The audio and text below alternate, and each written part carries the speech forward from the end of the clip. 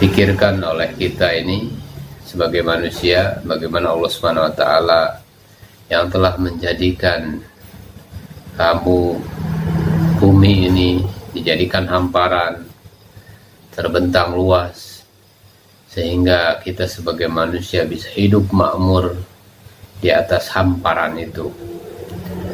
Dan langit juga Allah Subhanahu wa taala ciptakan sebagai bangunan binaan yang bisa dirasakan, melihat awannya yang berarak di waktu siang dan bintangnya yang gemerlap di waktu malam, dan juga matahari yang memberikan sinar dan bulannya yang begitu indah cahayanya.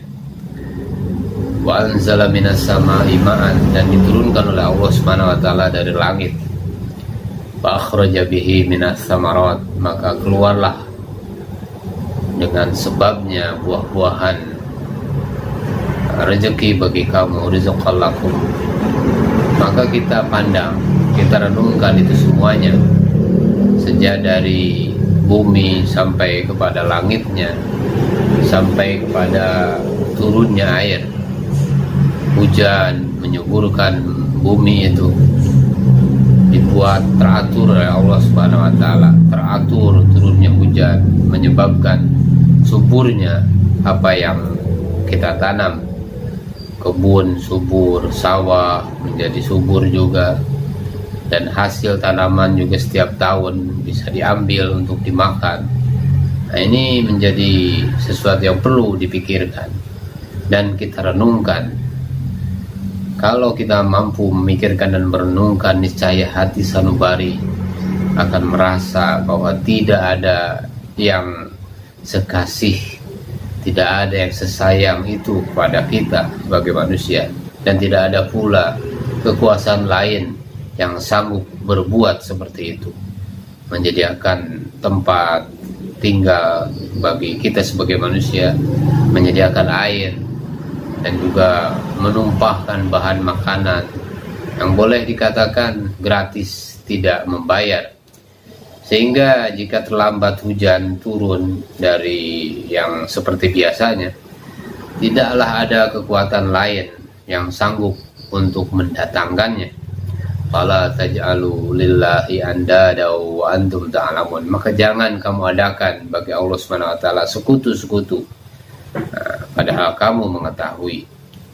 Tentu kalau telah dipakai pikiran, kemudian kita mengetahui bahwa Allah Subhanahu wa taala yang Maha Kuasa, hanya Dia, Allah Subhanahu wa taala sendiri yang berkuasa, yang menyediakan bumi untuk kamu.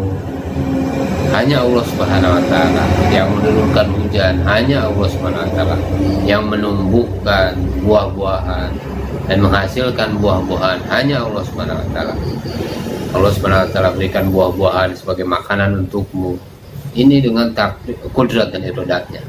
Sebab itu tidak pantas bagi kamu untuk membuat Allah Subhanahu wa taala menjadikan sekutu yang lain, padahal kamu sendiri merasa bahwa tidak ada yang lain yang berkuasa. Yang lain itu hanya bikinan-bikinan saja. Jadi saudara-saudara muliakan Allah Subhanahu wa taala, ayat ini diikuti juga banyak ayat yang lain yang nadanya menyeru, membangkitkan perhatian manusia terhadap alam ciptaan Allah Subhanahu wa taala, alam yang berada di sekeliling kita.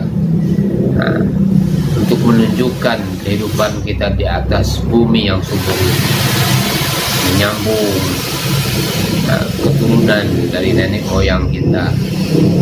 Dikatakan di sini di bumi sebagai hamparan, artinya memang Allah Subhanahu wa taala telah sediakan. Disuruhnya dikembangkan, disuruhnya dengan serba-serbi kehidupan yang beraneka ragam. Terbentang juga langit, laksana satu bangunan yang besar. Di atas langit kita perhatikan ada matahari, ada bulan, ada bintang, ada awan yang berarak, ada angin yang berhembus dengan sejuk. Lalu diterangkan juga bahwa kesuburan bumi ini adalah karena turunnya hujan dari langit. Allah Subhanahu wa taala turunkan hujan dari langit. Saudara-saudara yang dimuliakan Allah Subhanahu wa taala, ayat-ayat yang dibaca ini menyuruh kita berpikir dan merenungkan, diikuti dengan juga merasakan.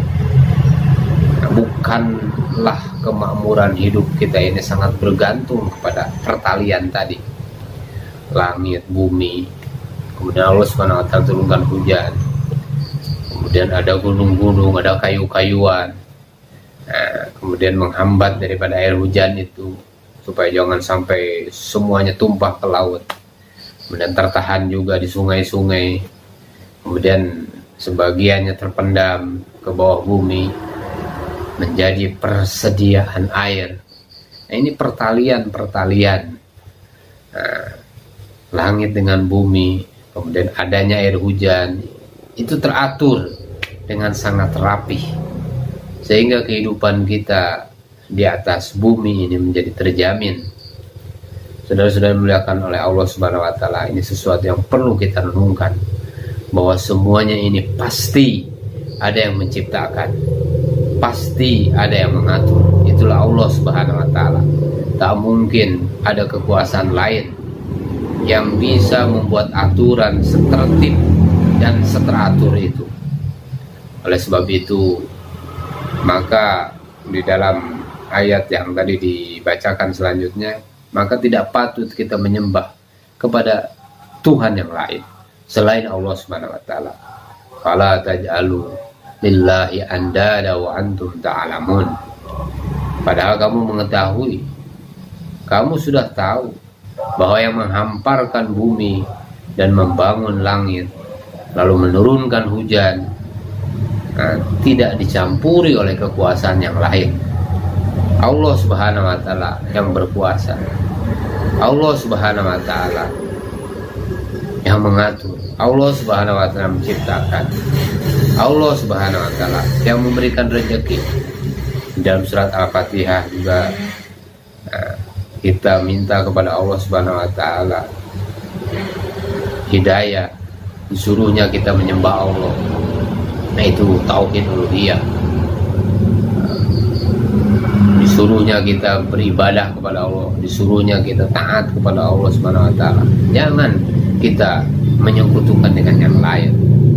Nah, ini tauhid rububiyah. Kita meyakini Allah Subhanahu wa taala sebagai Rabb. Dia yang menjadikan bumi sebagai hamparan, menjadikan langit sebagai bangunan, dan Allah Subhanahu wa taala yang menurunkan hujan sehingga tumbuhlah tumbuh-tumbuhan untuk rezeki kamu. Saudara-saudara memuliakan Allah Subhanahu wa taala. Nah, ini namanya tauhid rububiyah. Oleh sebab itu, jangan disekutukan Allah Subhanahu wa taala dengan yang lain. Nah, itulah tauhid uluhiyah. Jangan disekutukan Allah Subhanahu wa taala dengan yang lain. Ini pelajaran tauhid. Didapat dari mana? Langsung didapat dari melihat alam, melihat ciptaan Allah Subhanahu wa taala. Wa in kuntum fi raibim mimma nazzalna ala abdina fa'tu bi suratin min mithlih. Kalau ada kamu keraguan terhadap apa yang kami turunkan kepada hamba kami, jadi hamba kami ini siapa? Hamba Allah Subhanahu wa taala ini siapa? Nabi kita Muhammad sallallahu alaihi wasallam. Satu ucapan kehormatan tertinggi dan pembelaan atas diri beliau. Dan yang kami turunkan itu ada apa? Yang Allah Subhanahu wa taala turunkan itu apa? Al-Qur'an. Jadi di ayat kedua permulaan Allah Subhanahu wa taala menyatakan kitab dzalikal kitabu la raiba fihi. Jadi Allah Subhanahu wa taala telah menurunkan Al-Qur'an. Tidak ada keraguan padanya, petunjuk bagi orang yang bertakwa. Tetapi sudah terbayang selanjutnya, masih saja bahwa masih ada manusia yang ragu-ragu, yang menyebabkan mereka menjadi munafik, sehingga ada yang mulanya mereka percaya, tetapi kemudian hatinya tetap ragu. Nah, ditantang keraguan mereka ini dengan ayat yang tadi saya bacakan. Wa in kuntum fi raibin mimma nazzalna ala abdina. Coba datangkan sebuah surat yang sebanding dengan dia. Allah Subhanahu wa taala berfirman begini, karena masih ada di antara manusia ini yang ragu, menyatakan bahwa Al-Quran itu hanya karangan Muhammad saja, sedangkan hamba kami Muhammad sallallahu alaihi wasallam itu adalah manusia seperti kamu juga. Selama ini tidaklah dia terkenal seorang yang sanggup menyusun kata begitu tinggi mutunya atas kehendaknya sendiri, dan bukan pula terkenal dia sebagai tukang tenung yang sanggup menyusun kata-kata sastra. Sudah dimuliakan oleh Allah Subhanahu wa taala, maka sekiranya kalau kamu ragu kepada Allah Subhanahu wa taala dan kepada apa yang disampaikannya itu benar-benar dari Tuhan, coba kamu mengarang, coba kamu buat, mengemukakan satu surat saja yang sebanding dengan yang dibawakan oleh Muhammad itu. Nah, coba.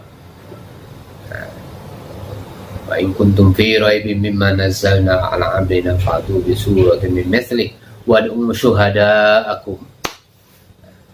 Kalau kamu tidak sanggup, panggil itu saksi-saksi kamu selain daripada Allah Subhanahu wa taala. Jika kamu orang-orang yang benar, panggil itu ahli-ahli yang membuktikan kebenaranmu. Kalau kamu tidak bisa, mungkin ahli-ahli itu bisa.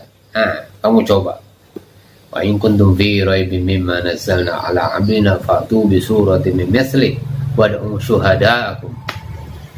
Jadi ayat ini disebut ayat tantangan. Di zaman Makkah ataupun di zaman Madinah bukan sedikit ahli-ahli syair, dan ada pula kahin atau tukang mantra yang dapat mengeluarkan kata-kata yang tersusun. Namun tidak ada satupun yang dapat menandingi Al-Quran. Bahkan sampai kepada zaman kita ini pun bangsa Arab tetap mempunyai puja-puja besar. Mereka tidak sanggup membandingkan dan mengadakan tandingan terhadap Al-Quran. Saudara-saudara yang dimuliakan oleh Allah Subhanahu wa taala, sehingga dipindahkan ke dalam kata lain meskipun dalam bahasa Arab sendiri untuk menyamai pengaruh ungkapan-ungkapan wahyu tidak bisa, apalagi mau mengatasi. Saudara-saudara yang dimuliakan oleh Allah Subhanahu wa taala, ada seorang sarjana muslim pujangga Arab yang terkenal dan diakui kesarjanaannya, diberi gelar doktor honoris causa, doktor utama muslim, dan oleh beberapa universitas Eropa dikasih gelar doktor honoris causa, seperti di universitas di Spanyol, Italia, Yunani. Dan sesudah dicapai gelar PhD di Sorbonne, dia mengatakan bahwa bahasa Arab itu mempunyai dua macam sastra, yaitu prosa dan puisi. Yang ketiga adalah Al-Quran.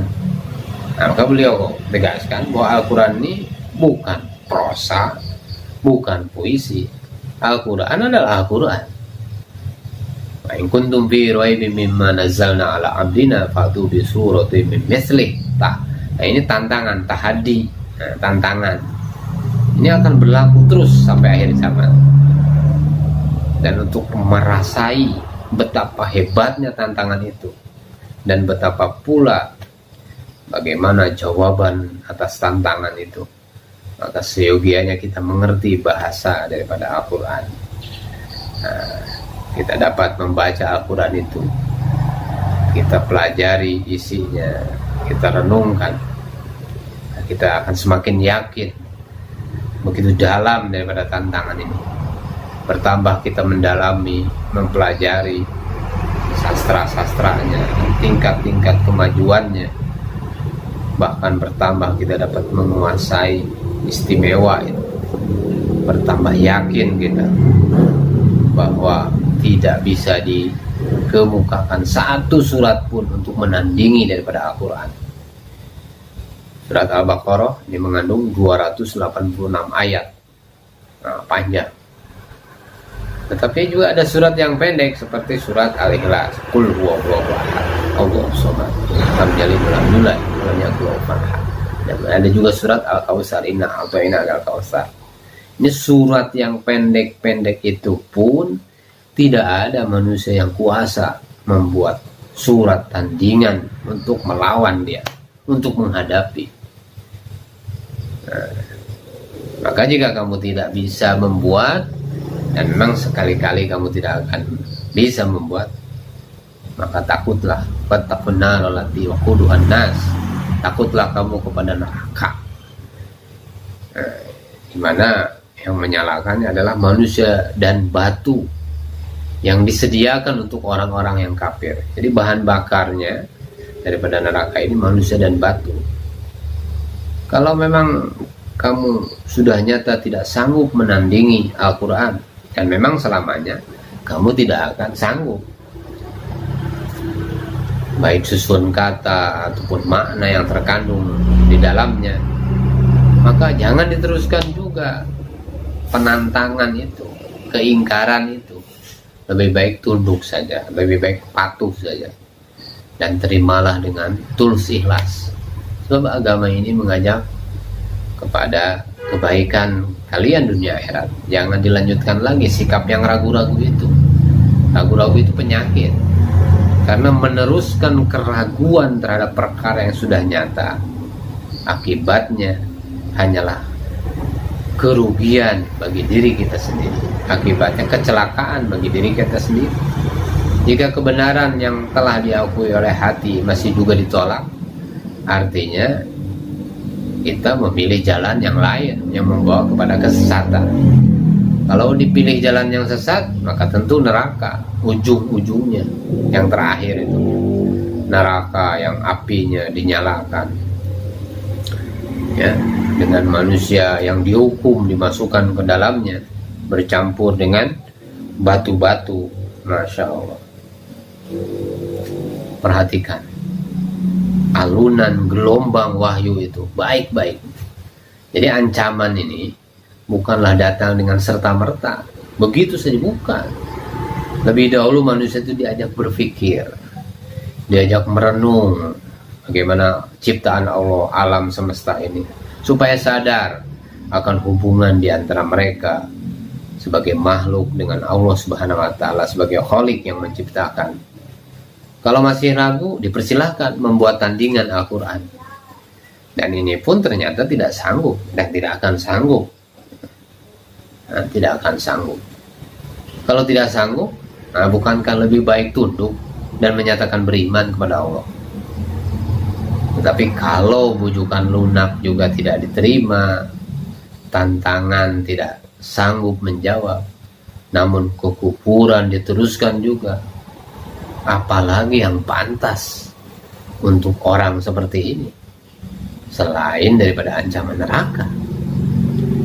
Jadi manusia yang diancam akan menjadi bahan bakar daripada api neraka itu, itulah yang keras kepala. Itulah yang keras kepala, yang tidak mau tunduk dengan kebenaran yang datang daripada Allah Subhanahu wa taala. Dia sudah disadarkan, dia sudah diperlihatkan kekuasaan dan tanda-tanda kekuasaan Allah, tetapi tetap juga dia tidak mau beriman. Kemana lagi kalau sudah diingatkan? Kalau bukan dia diancam akhirnya ke neraka. Tetapi yang patuh dan sadar diberi kabar gembira dengan surga. Wabasyiril ladzina amanu wa amilus sholihat. Dan berilah kabar gembira kepada orang-orang beriman dan beramal soleh. Yaitu dengan apa? Dengan jannah, jadi dengan surga yang mengalir, tajri min tahtiha al-anhar, surga yang mengalir di bawahnya sungai-sungai. Jadi keras kepala neraka lah ancamannya, tetapi kepatuhan, ketaatan dijanjikan masuk surga. Sedangkan yang diajak buat kepatuhan itu adalah hal yang masuk akal dan hal untuk keselamatan dunia sendiri, keselamatan hidup dia sendiri di dunia. Jadi bukan memaksa yang tidak bisa dikerjakan. Saudara-saudara yang dimuliakan oleh Allah Subhanahu wa taala, kullama ruzaqu minha min as-samarati rizqan qalu hadzal ladzi ruzqna min qablu wa bihi mutasyabiha. Allah Subhanahu wa taala memberikan mereka buah-buahan.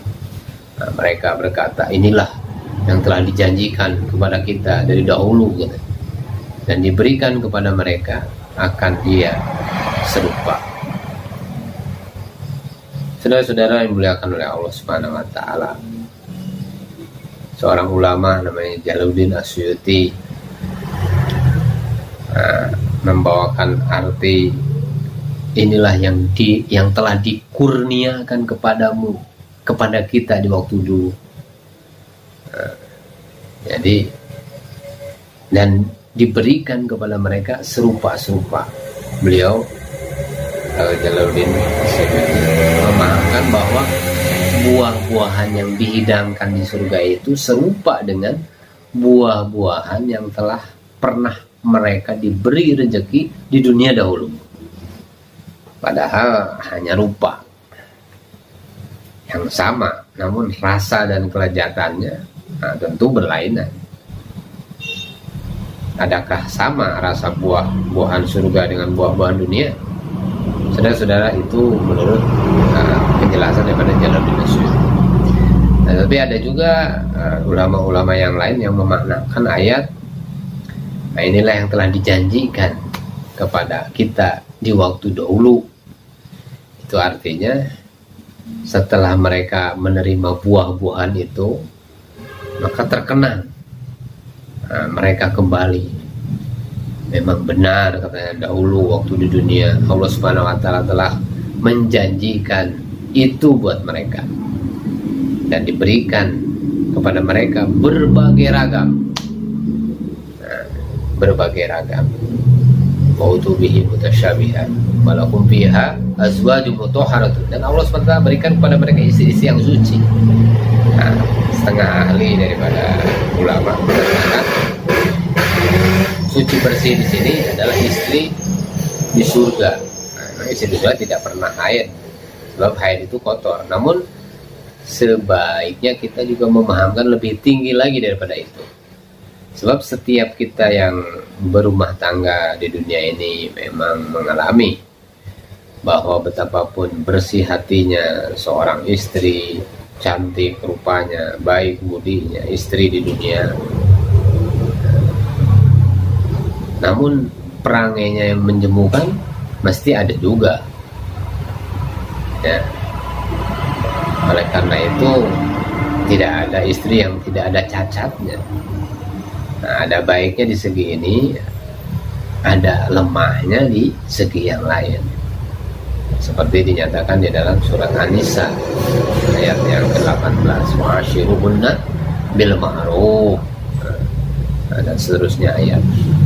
Dan pergaulilah mereka dengan cara yang baik, karena sekalipun kamu tidak suka kepada mereka, nah mudah-mudahan sesudah kamu benci kepada sesuatu, maka Allah Subhanahu wa taala akan menjadikan padanya kebaikan yang banyak. Surat An-Nisa ayat ke-18. Saudara-saudara dimuliakan oleh Allah Subhanahu wa taala. Nah, sedangkan istri-istri di surga itu suci bersih dari cacat yang menjemungkan itu. Jadi bukan seperti istri di dunia yang kadang-kadang memusingkan kepala kita.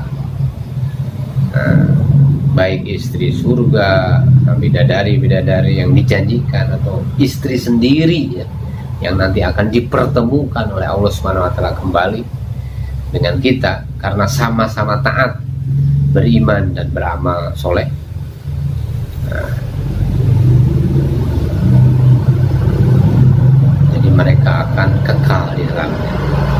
Jadi di surga itu kekal. Jadi di dalam surga itu tidak ada mati lagi.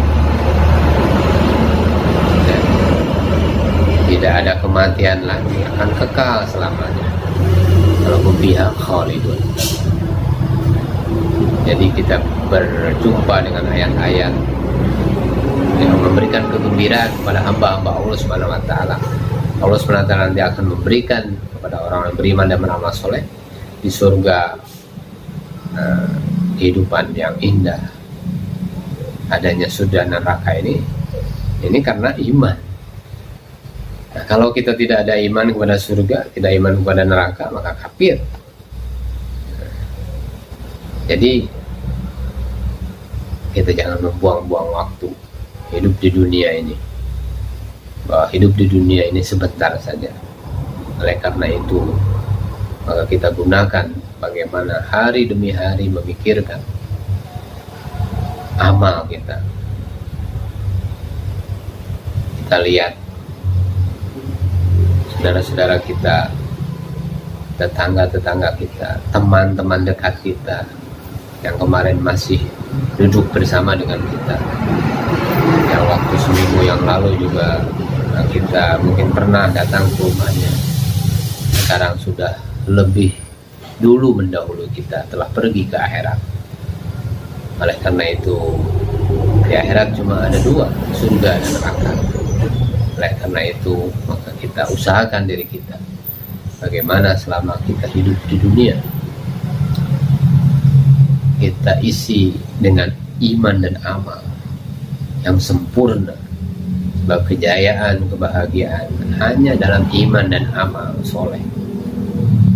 Maka hati ini jangan sampai melihat ke sana, melihat kemari, terganggu dengan hiruk pikuknya kehidupan dunia, sehingga lalai daripada tujuan yang sebenarnya, yaitu kebahagiaan di akhirat. Nah, kita tutup tadzkirah kita di malam ini dengan sama-sama membaca doa kifarat majelis. Subhanallah bihamdihi, subhanakallahumma wa bihamdika, asyhadu an la ilaha illa anta, astaghfiruka wa atubu ilaik.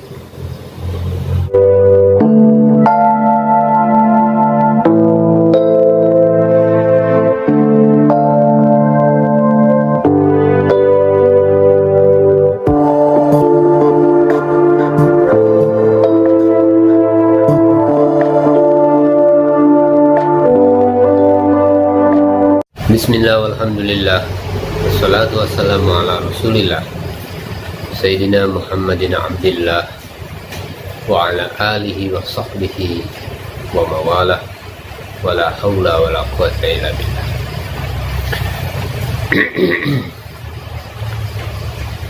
Wa qala Allah ta'ala, inna Allah la yastahi ayyadriba mathalan ma ba'udatan fama fawqaha al-ayah. Sesungguhnya Allah Subhanahu wa ta'ala tidaklah malu untuk membuat perumpamaan apa saja, nyamuk atau lebih kecil daripadanya. Saudara-saudara muliakan Allah, orang-orang yang kafir atau munafik itu mencari dalih, mencari alasan yang akan mereka bantahkan untuk membantah Nabi Sallallahu Alaihi Wasallam. Dalam wahyu Allah Subhanahu wa ta'ala membuat berbagai macam perumpamaan. Allah Subhanahu wa ta'ala pernah mengumpamakan orang yang musyrik mempersekutukan Allah dengan yang lain adalah seperti laba-laba yang membuat sarang. Kama salil ankabut, sarang laba-laba adalah sangat rapuh. Wa inna auhanal buyuti labaitul ankabut. Allah Subhanahu wa ta'ala pernah mengambil juga perumpamaan dengan lalat, bahwa apa-apa yang dipersekutukan oleh orang-orang musyrikin dengan Allah Subhanahu wa ta'ala itu, jangankan untuk membuat alam semesta, membuat lalat pun mereka tidak bisa. Seekor lalat pun mereka tidak bisa. Ya ayuhan nas duriba masalun fastami'ulah, innal ladzina tad'una min dunillah lan yakhluqu dzubaban walau ijtama'u lahu. Dan jika lalat itu merampas sesuatu dari mereka, mereka tidak akan bisa merebutnya kembali dari lalat itu. Da'ufat talib wal matlub, sama lemahnya yang menyembah, demikian juga yang disembah. Saudara-saudara yang dimuliakan Allah Subhanahu wa taala, demikian juga perumpamaan yang lain. Maka orang-orang yang munafik itu tidaklah memperhatikan isi, tetapi hendak mencari kelemahan-kelemahan pada permisalan yang dikemukakan itu.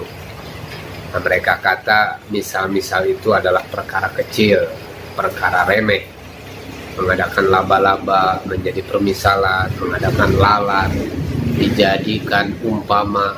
Apa arti semua itu? Peremehan yang begini yang dibantah keras di dalam ayat ini.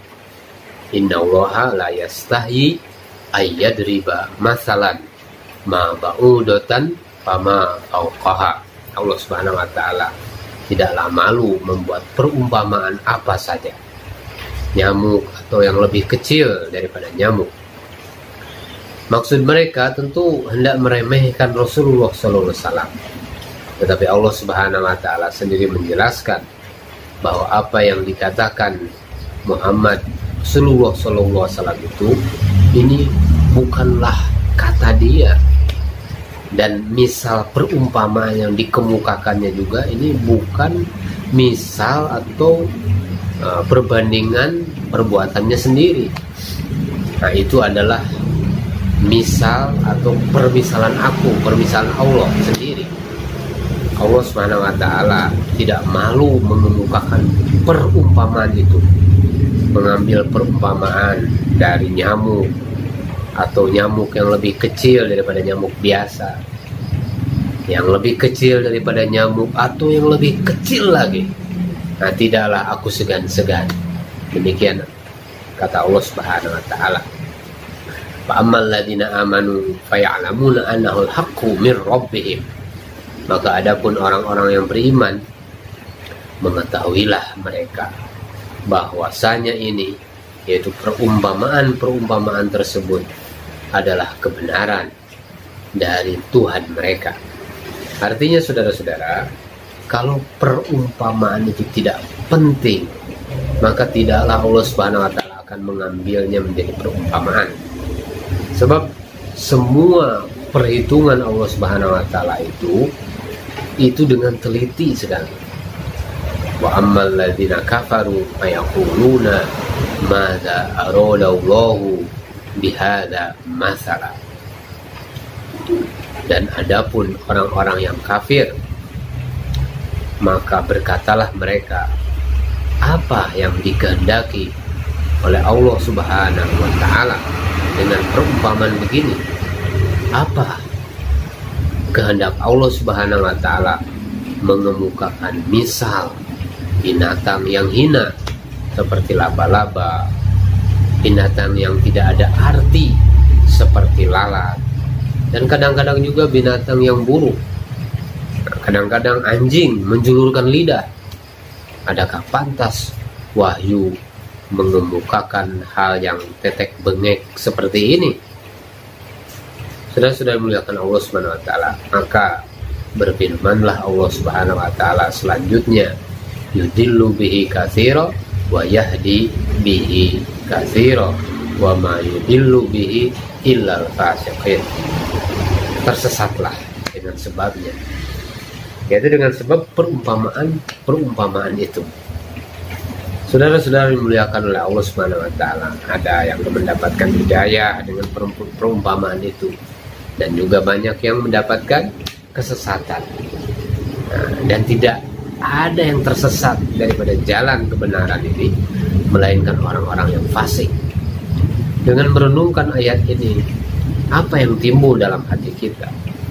Yang timbul dalam hati kita adalah pertambahan iman, bahwa Al-Quran ini memang diturunkan untuk seluruh masa dan untuk orang yang berpikir dan untuk orang yang mencintai ilmu pengetahuan. Orang-orang kafir itu menjadi sesat dan fasik karena kebodohannya, atau bodoh tetapi tidak sadar akan kebodohannya. Dan orang yang beriman tunduk kepada Allah Subhanahu wa taala, taat kepada Allah Subhanahu wa taala dengan segala kerendahan hati. Kalau ilmunya belum luas, ilmunya belum dalam, cukup dia menggantungkan kepercayaan bahwa kalau tidak penting, tidaklah Allah Subhanahu wa taala akan membuat misal dengan nyamuk. Kalau tidak penting, Allah Subhanahu wa taala tidak akan membuat misal dengan laba-laba dan lain-lain. Meskipun dia belum tahu apa pentingnya, tetapi orang yang lebih dalam ilmunya benar-benar kagum, dia akan kebesaran daripada Allah Subhanahu wa taala. Saudara-saudara yang muliakan Allah Subhanahu wa taala, di zaman modern kita ini, sudahlah orang tahu bahwa perkara nyamuk itu atau yang lebih kecil daripada nyamuk ini bukanlah perkara kecil. Lalat pun bukan lagi perkara kecil. Ada mikroskop untuk meneropong virus-virus yang sangat kecil, hama-hama yang sangat kecil, sampai beratus ribu kali lebih kecil daripada nyamuk dan lalat. Nyamuk malaria misalnya, nyamuk penyakit kuning, nyamuk yang menyebabkan penyakit tidur di Afrika, menyimpulkan pendapat bahwa bahaya nyamuk itu lebih besar daripada bahaya singa dan bahaya harimau. Di Sumatera saja beberapa puluh tahun yang lalu terkenal ada nyamuk malaria. Ada penduduk di satu kampung pindah berbondong-bondong ke Malaysia kira-kira 80 tahun yang lalu karena dahsyatnya serangan penyakit malaria. WHO, Perserikatan Bangsa-Bangsa dengan WHO-nya ini berusaha memberantas hama, virus-virus penyakit, ahli kuman ada seperti Pasteur dan lain-lain. Jadi mereka menghabiskan usia dan tenaga untuk menyelidiki apa yang namanya kuman penyakit menular, virus-virus. Nah, sekarang dapatlah kita lihat bahwa pemahaman daripada Al-Quran, misalnya surat Al-Mudaththir ayat yang ke-31, wa ma ya'lamu junuda rabbika illa huwa, dan tidaklah ada yang mengetahui tentara Tuhanmu melainkan Dia sendiri. Allah Subhanahu wa taala jadikan seperti hama, penyakit pes, ada penyakit cacar, ada virusnya, hamanya, penyakit anjing gila, ada rabies. Masya Allah, alangkah banyaknya lagi yang terkandung di belakang firman Allah Subhanahu wa taala. Sampai sekarang ada COVID segala macam, nyamuk atau yang lebih kecil daripada banyak virus-virus yang lebih kecil. Kadang-kadang kita ini harus belajar pada semangat kerjasama lebah dan semut. Kadang-kadang kita juga kagum melihat kehidupan ulat bulu itu, ada serangga, kemudian ada juga yang lain-lain.